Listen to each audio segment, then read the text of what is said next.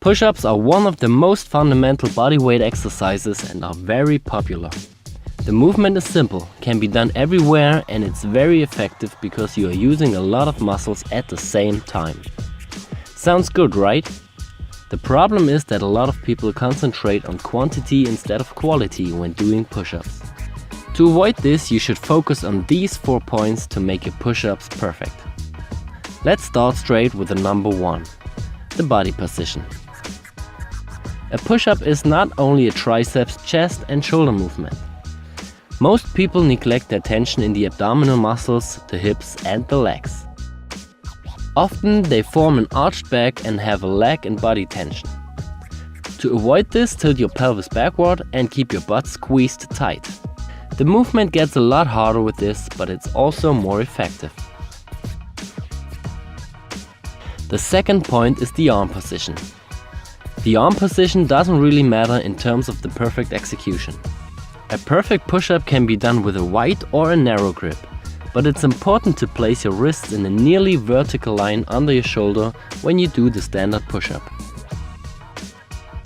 There are still exceptions for that rule, for example when you are doing pseudo planche push-ups, which puts the focus more on your shoulder. Or when you're doing sphinx push-ups, which are a triceps dominant movement. If you are working with standard push-ups and choose a wider grip, it involves the chest more than a close grip, and a close grip sets the focus more on your triceps. The only thing you should avoid completely are out-flared elbows, because this puts a lot of stress on your shoulder, which can lead to injuries.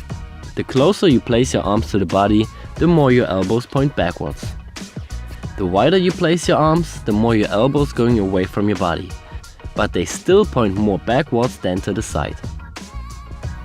The third point is the range of motion. This is quite simple, just don't cheat. Go all the way up and all the way down and let your body straight. Don't decrease the range of motion by bringing your head forward or your hips down. The last point is the shoulder blade movement.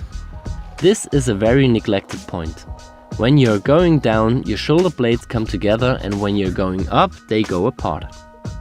You should also focus on pushing them downward instead of upward.